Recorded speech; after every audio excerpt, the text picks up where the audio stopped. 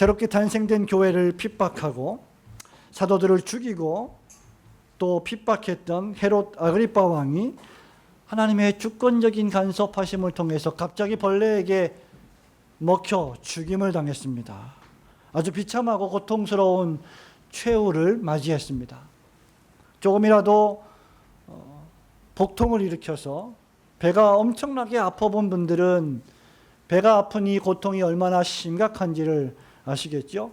아마 이게 헤롯 아그리파 왕이 죽은 이유가 이 배에서 일어난 문제였다고 한다면, 복통이 그 원인이었다고 한다면 그 복통은 정말 죽고 싶을 만큼 치명적으로 힘들었던 그런 질병이었고 그런 죽음이었을 것입니다.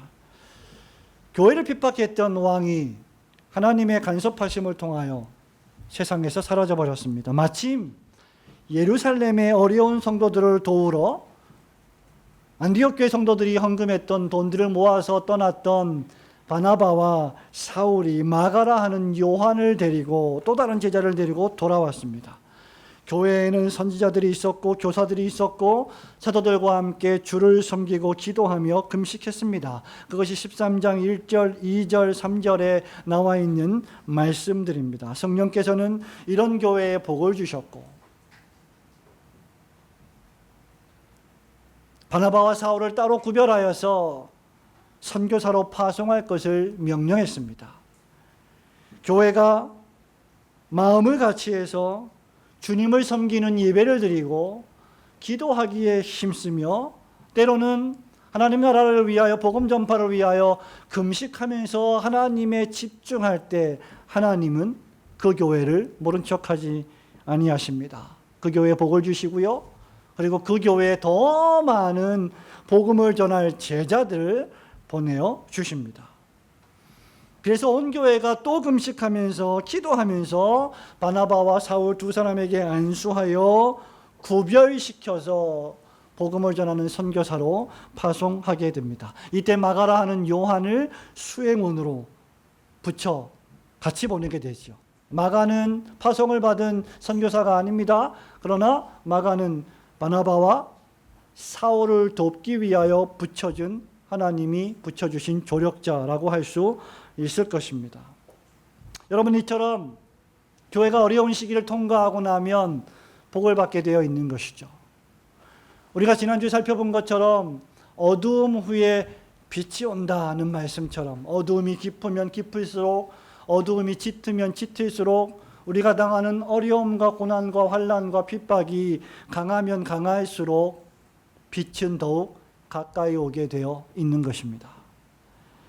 교회가 많은 환난과 핍박을 버티어내자 하나님께서 마침내 그들에게 복을 주셨고 그 환난과 핍박 중에도 성도는 신앙을 지키면서 꿋꿋하게 하루하루를 믿음으로 살아갔을 때 마침내 하나님은 그 핍박을 거두시고 더욱 하나님의 말씀을 흥왕하게 하시고 교회에 믿는 자들을 더욱 가입시켜 주시고 온 세상에 복음을 전할 길을 열어주신 것입니다. 이 13장의 전체의 말씀은 사도 바울의 제1차 선교 여행이 시작되는 그 역사적인 시발점이 되는 것이죠. 바나바와 사울은 안디옥을 떠났습니다. 서쪽에 위치한 실리기아에서 배를 타고 구브로 섬으로 향했습니다. 서북쪽에 있는 실루기아에서 배를 타고 서쪽으로 조금 더 항해해 가면 여러분이 잘 알고 있는 사이프러스 또는 구브로라고 불리우는 이 섬에 도착을 하게 됩니다. 약 200km 정도가 떨어진 곳인데 아주 맑은 날이면 이 실리기아에서 아주 맑은 날이면 이 구브로 섬이 아주 희미하게 그 형체가 보인다라고 하는 말이 있습니다. 길지 않은 여행 끝에 그들은 구브로 섬을 도착했습니다. 섬의 동쪽에는 살라미라고 하는 항구가 있었습니다. 그리고 그 살라미에서 내린 바나바 바울과 사울과 마가 요한의 일행은 그 동쪽에서부터 섬 중앙을 가로질러서 서쪽 끝에 있는 바보, 우리말 성경에 바보라고 되어 있는데요. 원문대로 하면 파포스, 베이포스 이런 뜻입니다. 그 바포스라고 하는 도시에 도착했습니다. 구브로 섬은 동쪽에서 서쪽, 서쪽에서 동쪽의 그 가로의 길이가 약 140km 정도 되는 거리입니다. 여기서 약간 차를 타고 달려 내려가면 천안을 조금 지나면 한 140km가 되는데 그 정도 길이의 섬이었습니다. 그렇게 큰 섬은 아니었죠. 그럼에도 불구하고 140km라고 하는 그 거리를 걸어서 복음을 전하며 바나바와 사울은 선교 여행을 진전시켰습니다. 유명한 신학자 램지 교수에 따르면요, 이 여행은, 이 바나바와 사울의 이 구브로 섬의 전도 여행은 섬 전체에 걸친 설교 여행이었다, 이렇게 표현하기도 합니다. 살라미 항구에서부터 파포스라고 하는 도시에 이르기까지 그 섬의 한가운데를 통과하면서 먹고 자고 낮에는 복음을 전하고 설교하고 저녁에는 또 많은 사람들을 만나서 전도했던 복음을 전한 설교 여행이었다, 이렇게 표현한 바 있습니다. 그리고 마침내 그들은 서쪽 끝에 있는 파포스에 도착했습니다. 여기서 거짓 선지자이자 마술사인 그 이름이 바예수라고 붙여진 사람을 만나게 됩니다. 여기서도 바나바와 사울은 주 여호와 하나님의 말씀을 설교했습니다. 그 말씀은 진리의 말씀이었고 사람들을 놀라게 한 말씀이었습니다. 저는 오늘 오후에 이 본문의 말씀을 통해서 두 가지를 생각해 보려고 합니다. 첫 번째는 이 진리의 말씀, 이 바나바와 사울이 전했던 이 진리의 말씀은 거짓 선지자의 정체를 폭로시키는 하나님의 말씀이었다는 사실에 우리가 관심을 기울여야 합니다. 여러분 9절, 10절, 11절, 13장 9절부터 11절까지 함께 다시 한번 읽어보겠습니다. 바울이라고 하는 사울이 시작. 바울이라고 하는 사울이 성령이 충만하여 모든 거짓과 악행이 가득한 자요, 마귀의 자식이요, 모든 의의 원수요, 주의 바른 길을 굽게 하기를 그치지 아니하겠느냐. 보라, 이제 주의 손이 내 위에 있으니 얼마 동안 해를 보지 못하리라 하니 즉시 안개와 어둠이 그를 덮어 인도할 사람을 두루 구하는지라. 아멘.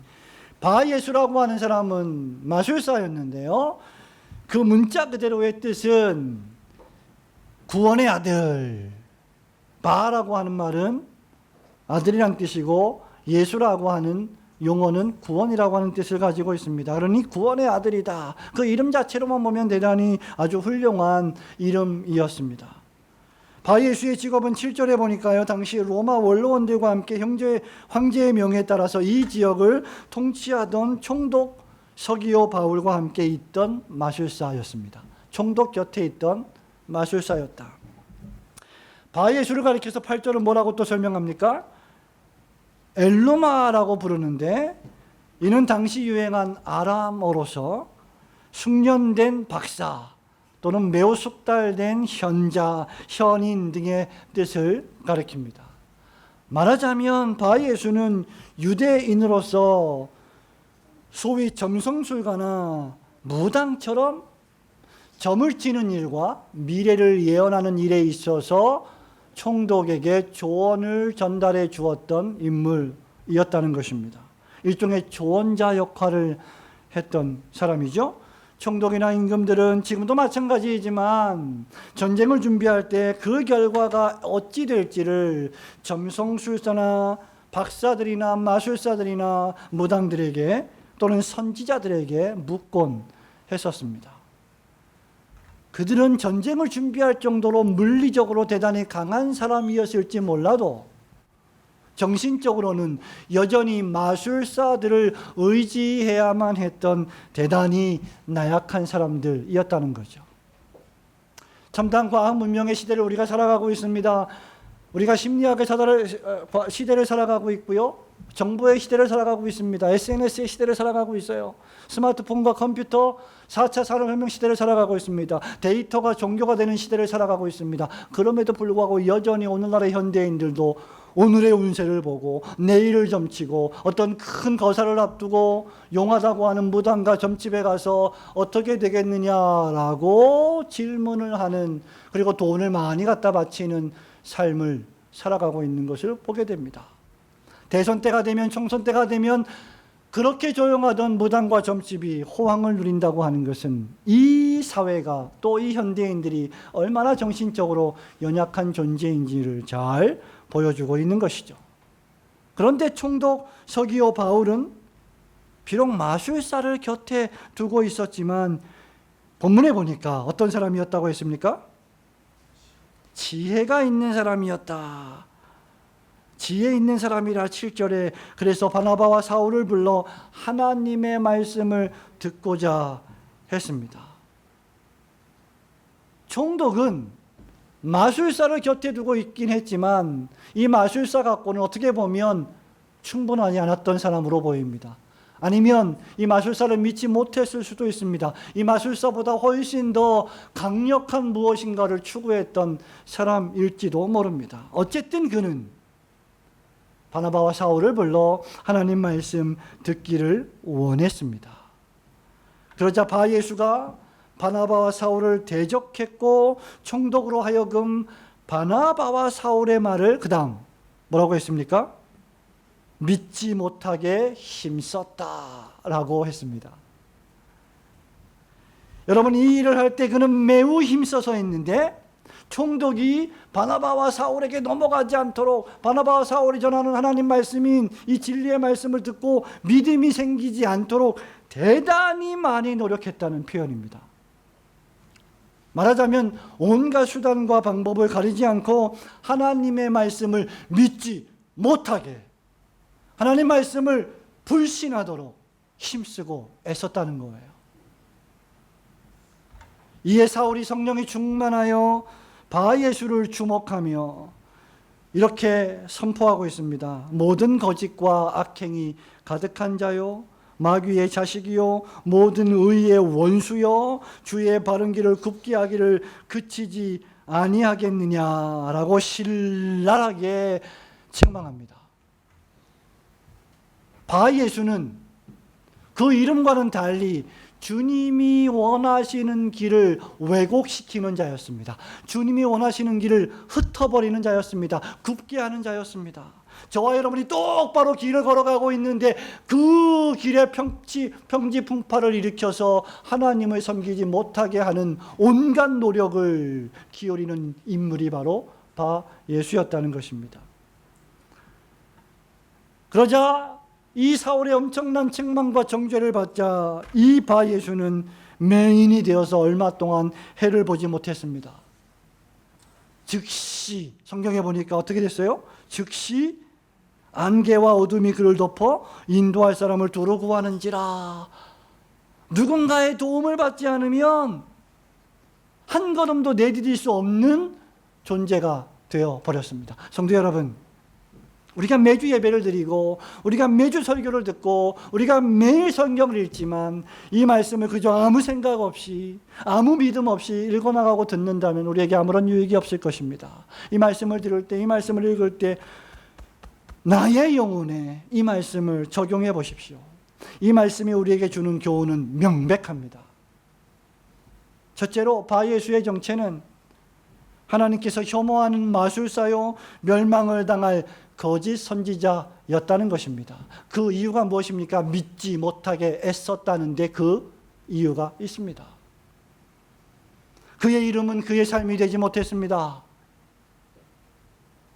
그의 이름의 뜻은 구원의 아들이었지만 실상 그는 구원의 아들이 아니요 마귀의 자식이었어요.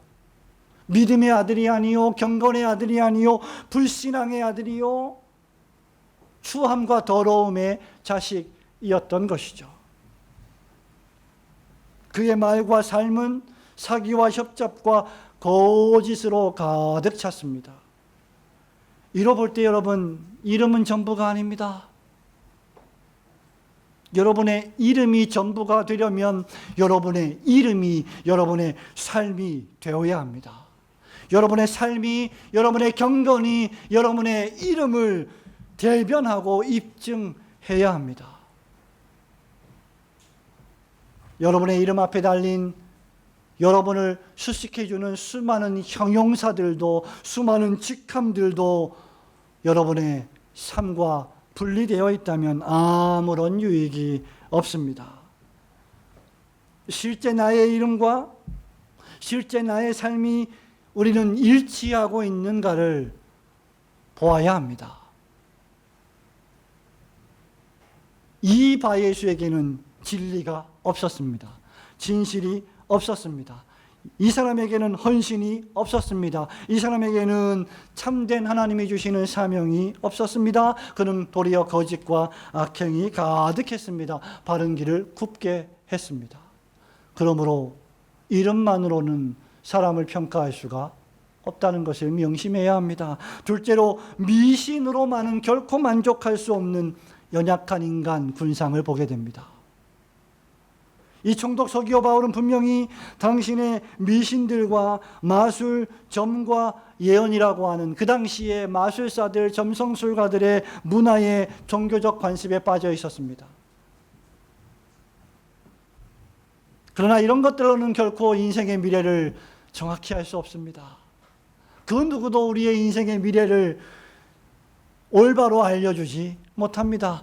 여러분이 혹시 무당집에 가보셨는지 모르겠지만, 점 치는 집에 혹시 타로점을 치는 집에 가보시는지 모르겠지만 가서 점을 쳐보십시오. 얼마나 용한지 나의 상태를 너무나 잘 알고 있습니다. 잘 이야기해 주고 있습니다. 왜 그렇습니까? 수많은 사람들이 동일한 문제를 가지고 그 사람을 찾아오기 때문이죠. 대동소이합니다. 우리가 만난 문제, 우리가 만난 난제, 우리가 만난 모든 고통들은 거의 다 대동소이합니다. 그리고 그 모든 문제들은 죄의 결과입니다. 무당을 찾아가 해결할 수 있는 게 아니에요. 점집을 찾아가서 복채를 많이 주고 해결할 수 있는 게 결코 아닙니다. 여러분이 이 서기오 총독 바울을 보십시오. 마술사가 옆에 있는데 뭐하러 듣도 보도 못한 바나바와 사울을 불러 하나님 말씀을 듣겠습니까? 그것으로는 채울 수 없는 뭔가가 인간에게 있는 거예요.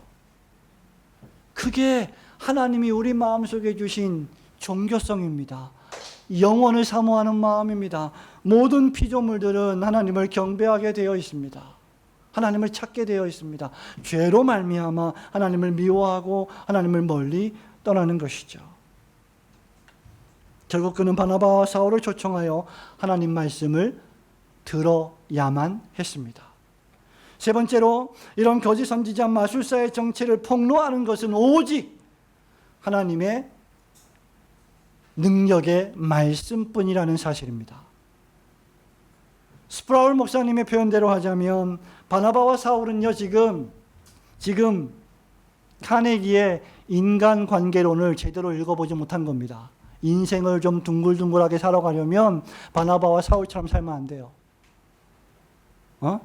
조금 바예수가 지금 좀 과하게 지금 자기에게 막대하고 총독 서기오 바울이 하나님 말씀을 들으려고 나를 초청했는데 내가 말하고 있는데 옆에서 자꾸 꼬드겨갖고 그거 믿지 마세요. 그거 거짓입니다. 그거 믿으면 큰일 납니다. 지금 죽습니다. 그거 믿으면 나라가 엉망이 됩니다. 이렇게 막 유혹을 하는데, 그런 사람을 가리켜서 점잖게 젠틀하게 바예수야 왜 그래요? 또 가서 들어봐. 이렇게 말하지 않았죠. 인간관계를 잘하고 살려면 소리를 지르면 안 됩니다. 화를 내면 안 되죠. 싸우면 안 됩니다. 더더군다나 책망하면 안 됩니다. 혼내면 안 됩니다. 근데 여러분, 바나바와 사울의 모습을 보십시오. 10절과 11절에 이 바예수를 향하여 저주를 퍼붓고 있는 이 사도들의 모습을 한번 보십시오.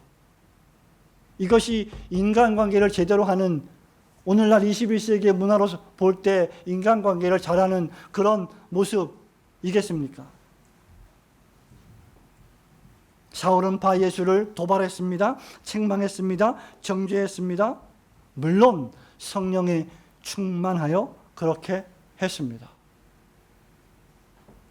그리스도인들은요, 모든 사람에게 온유해야 합니다. 모든 사람들에게 사랑을 베풀어야 합니다. 목사, 장로, 권사, 집사들은 모든 사람들에게 사랑을 말하고 온유하고 모든 일을 할 때 사랑으로 해야 합니다. 모든 사람을 향하여 사랑을 베풀어야 합니다. 하지만 때로는 진리를 가로막는 자들, 거짓을 말하는 죄인들을 엄히 말씀으로 꾸짖을 필요가 있습니다. 거짓을 말하는 자들에게, 사실을 왜곡하는 자들에게 침묵하고 사랑으로만 대하는 것은 진정한 사랑이 아닙니다.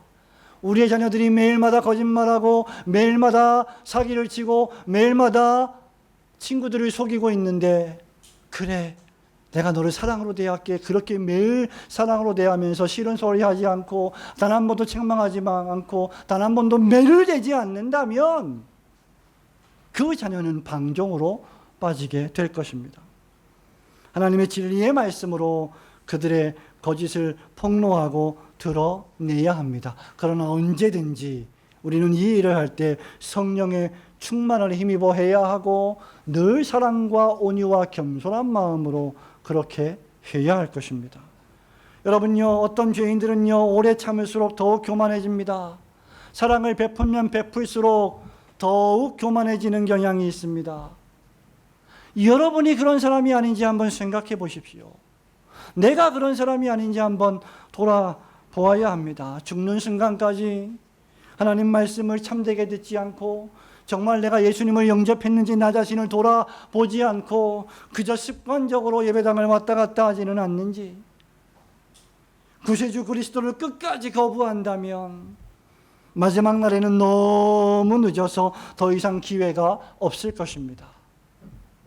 우리가 요한복음 강해를 할 때 예수님께서 가룟 유다에게 수없이 많은 기회를 주셨다는 말씀을 여러분은 기억하실 것입니다. 그것은 기회입니다. 나를 향한 책망, 나를 향한 정죄, 나를 향한 꾸짖음은 내 믿음을 다시 한번, 신앙을 다시 한번 하나님 앞에서 돌아보게 하는 신앙의 아주 귀중한 기회인 것입니다. 성령의 충만한 사울의 말씀 선포와 책망으로 바 예수가 만약에 정말 구원의 아들이었다면 그는 회개했을 것입니다. 그리고 예수님을 영접했을 것입니다. 총독 서기오 바울과 함께 하나님 말씀을 듣고 하나님의 나라를 영적으로 목격했을 것입니다. 그러나 그는 끝까지 총독 서기오 바울이 믿지 못하도록 힘쓰고 애썼습니다. 비참함도 이런 비참함이 없지요. 그는 마귀의 자식이라는 그의 정체가 말씀으로 폭로된 것을 경험했습니다. 이처럼 하나님의 진리의 말씀이 선포되는 곳마다 어두움과 빛이 드러나고 신앙과 불신앙이 드러나게 되는 것입니다. 여러분, 이 놀라운 진리의 말씀은 이와는 반대로 두 번째로 보면 참된 하나님의 백성들의 마음 속에 놀라움을 일으켜서 믿는 자의 영혼을 구원하는 구원의 말씀이었습니다. 11절과 12절 말씀을 한 번 더 읽어보겠습니다. 보라 이제 시작. 보라 이제 주의 손이 내 위에 있으니 내가 맹인이 되어 얼마 동안 해를 보지 못하리라 하니 즉시 안개와 어둠이 그를 덮어 인도할 사람을 두루 구하는지라. 이에 총독이 그렇게 된 것을 보고 믿으며 주의 가르치심을 놀랍게 여기니라고 했습니다. 사울의 책망과 정죄로 말미암아 바 예수가 눈이 멀어버렸습니다. 남을 인도하던 직업을 가지고 있던 인물이 다른 사람의 인도를 받아야 하는 처지가 되어 버렸습니다. 남의 앞날을 점쳐주고 남의 미래를 예언해주던 인물이 다른 사람의 도움이 없이는 움직이지 못하는 대단히 무력한 존재가 되고 말았습니다. 여러분, 이것이 우상이 하는 일입니다. 우상은 능력이 없어요. 우상은 여러분을 인도하지 못합니다. 여러분의 마음에 품고 있는 것이 무엇이든지 간에 하나님보다 더 섬기고 있는 것이 있다면 그것은 우상인데 그것은 여러분을 인도할 수 없습니다. 아니, 인도한다면 여러분을 멸망으로 인도할 뿐입니다. 이 모든 상황을 지금 총독 서기오 바울은 다 보았습니다. 여러분이 총독이 되어서 바나바와 사울을 초청해서 말씀을 듣고 있는데 총독 서기오 바울이 계속 나를 꼬드기고 유혹하고 못 믿게 옆에서 말을 하고 있다고 한번 생각해 보십시오. 그런데 그 바예수를 향해서 사울이 성령에 충만하여 그를 주목해서 네가 마귀의 자식이다, 너는 멸망에 빠질 것이다 하니 즉시 눈이 멀어버린 이 광경을 지금 총독 서기오 바울은 보고 있는 것입니다. 그리고는 그렇게 된 것을 그 다음 말씀, 믿으며 주의 가르치심을 놀랍게 여기니라. 여기 두 가지 단어가 아주 중요합니다. 믿으며 주의 가르치심을 놀랍게 여기니라가 바로 그것입니다. 성령께서 이렇게 이적을 행하시는 이유가 무엇입니까? 단 하나밖에 없습니다. 하나님께서 택하신 자들을 구원하시기 위함입니다. 하나님이 선포하는 말씀을 더욱 능력 있게 적용시키기 위하여 때때로 이적이 동원되는 것입니다. 이적은 먼저가 아닙니다. 말씀이 먼저입니다. 이적은, 기적은 단순히 그 말씀이 참된 것이었음을 우리에게 인식시켜주고 확증시켜주는 것입니다. 우리가 믿음이 있다면 과학적인 증거가 없어도 하나님께서 천지 만물을 창조한 것을 압니다. 믿습니다. 믿음으로 하나님께서 모든 세상을 지으신 것을 우리가 믿고 기뻐하나니 히브리서 기자가 말하고 있습니다. 그러나 과학은 이 모든 하나님이 창조하신 세계의 증거들을 분석해서 우리에게 설명해 줍니다. 그것은 우리의 믿음이, 하나님의 말씀이 창조가 더욱 옳은 것이라는 사실을 확증시켜 주는 것입니다. 여기 모든 사건의 현장에 함께 있었던 총독 서기오 바울은 믿었고 기이 여겼습니다.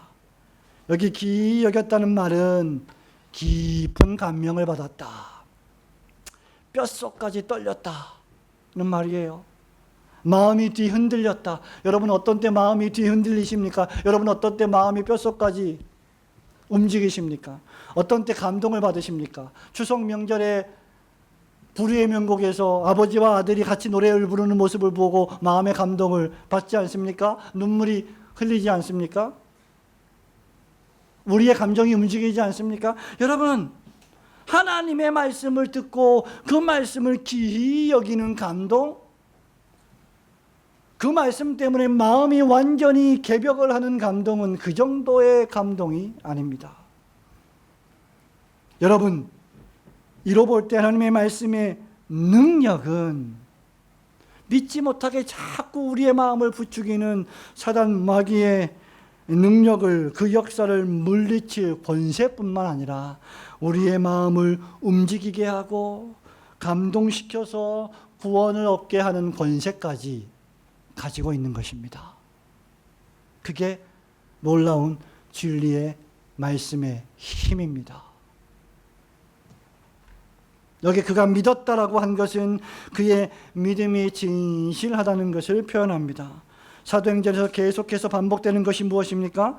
사도가 말씀을 전할 때에 허다한 무리가 믿더라는 것이었습니다. 말씀과 믿음은 항상 같이 가는 거죠. 말씀과 믿음은 불가분리의 관계에 있습니다. 믿기 위해서는 말씀을 들어야 합니다. 믿은 후에 우리의 믿음이 계속해서 성장하기 위해서도 말씀을 계속 들어야 합니다. 그런데 여기서는 말씀과 표적이 함께 결합되어 있습니다. 말씀 선포의 결과 표적이 드러났습니다. 지금 서기오 바울은 놀라운 일을 보았기 때문에 믿은 것이 아닙니다. 기적적인 일이 지금 눈앞에서 벌어졌기 때문에 믿은 것이 아닙니다. 거짓 선지자 바예수의 눈이 멀게 된 하나님의 심판을 목격했기 때문에만 믿은 것이 결코 아닙니다. 본문 말씀대로 서기오 바울은 하나님의 말씀에 가르치심에 놀랐습니다. 평생 들어보지 못했던 말씀, 나의 영적인 눈을 완전히 열어 제치는 말씀, 이 땅에만 고정되어 있는 내 눈을 하늘을 향하여 하나님을 바라보고 천국을 바라볼 수 있도록 열어주는 말씀, 그 말씀에 놀란 것입니다. 그것은 바로 바나바와 사울의 가르침이었죠. 그들이 가르쳤던 말씀은 사람의 영혼을 구원하는 놀라운 진리의 말씀이었습니다.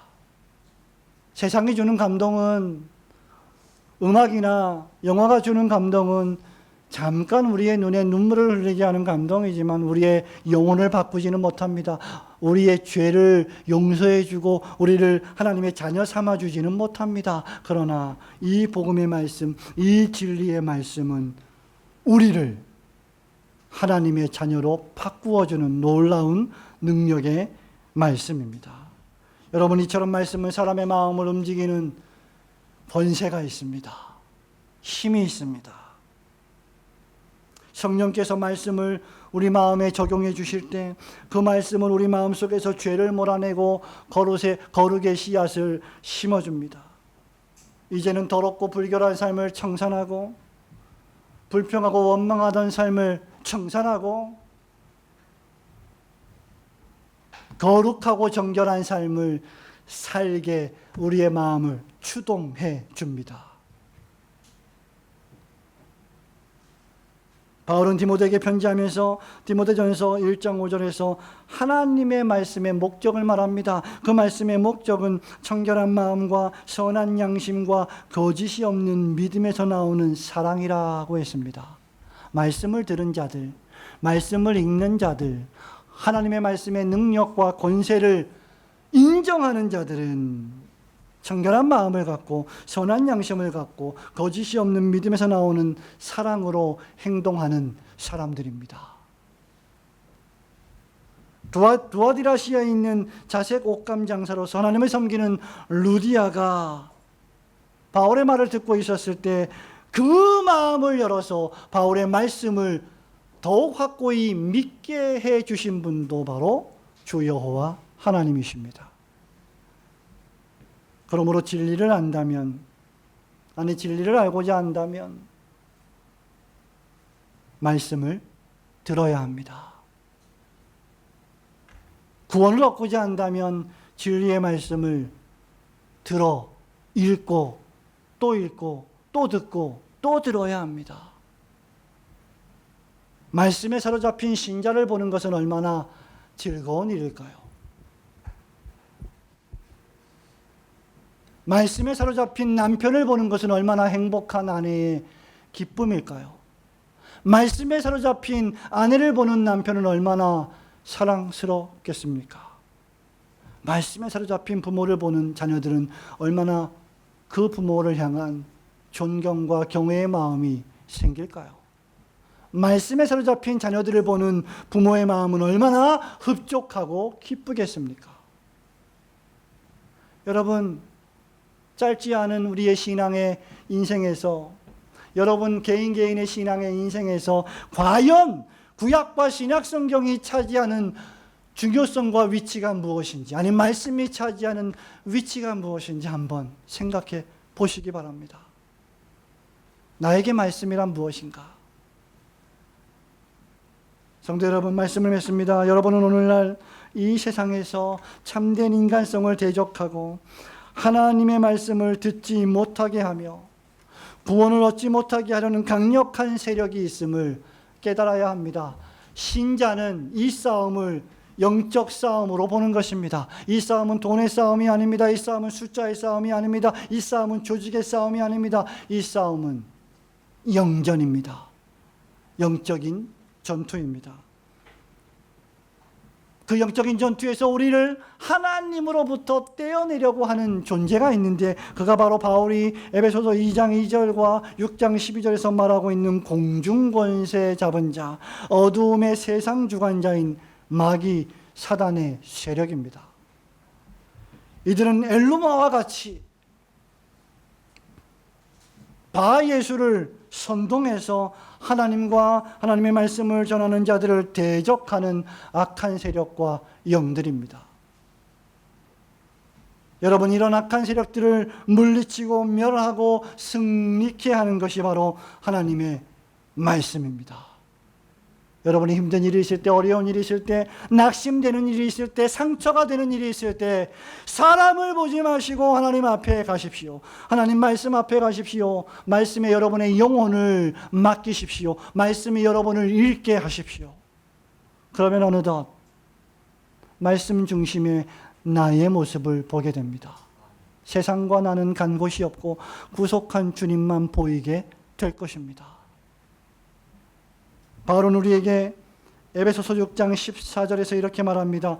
서서 진리로 너희 허리띠를 띠라. 바울이요, 때때로 우리에게 얼마나 세게 말하는지 아십니까? 모든 신자들을 향해서 깨어라, 남자답게 강건해라.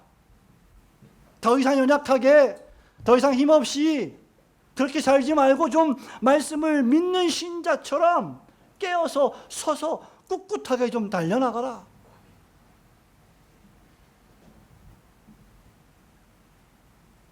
의의 호심경을 붙이라 명령합니다. 계속해서 평안의 복음이 준비한 신을 신고 복음의 신발을 신고 믿음의 방패를 가지라고 명령합니다.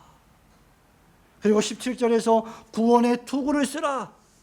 왜냐하면 이게 없으면 싸우다가 소망을 잃어버려서 지치고 쓰러질 것이기 때문이다. 그리고 곧 성령의 검, 곧 하나님의 말씀을 가지라 라고 했습니다.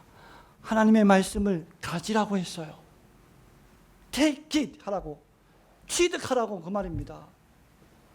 그냥 주일날 한번 교회 올 때 먼지 탁탁 털어서 예배당 들고 왔다가 내려놓는 성경이 아니라 그 말씀 한 절 한 절이 나의 삶을 이끌어가는 말씀으로 가지고 가라.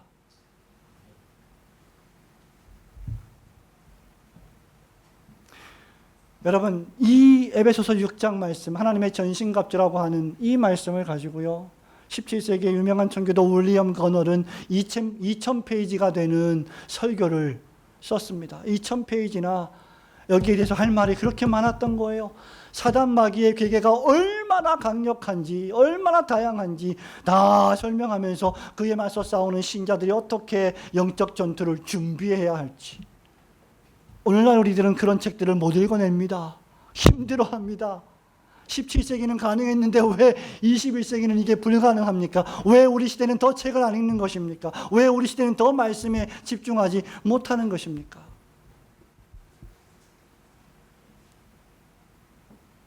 하나님의 진리의 말씀을 우리가 가져야 하는 이유는 10절과 11절에 기록된 대로, 에베소서 6장 10절과 11절에 기록된 대로 주 안에서와 그 힘의 능력으로 강건하여지고 마귀의 괴계를 능히 대적하기 위해서입니다. 여러분, 여기서 무너지면요 다 시험거리예요. 하나님 중심, 우리가 그토록 외치는 하나님 중심, 성경 중심, 교회 중심으로 우리가 신앙생활 안 하면요 전부 시험거리입니다.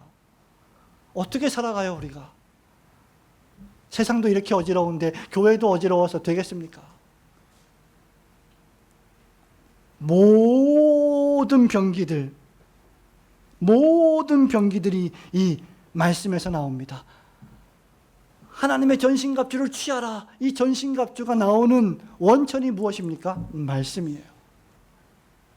우리 교회가 비록 부족하지만 이상한 소리 안 하고, 뭐 손자 손녀 얘기 안 하고, 아들 딸 얘기 안 하고, 뭐 세상에서 잘 살고 잘 먹고 잘 입는 그런 얘기 안 하고, 그래도 힘들어도 말씀 중심으로 우리가 목회하고 설교하고 행정하려고 하는 이유가 여기에 있는 겁니다.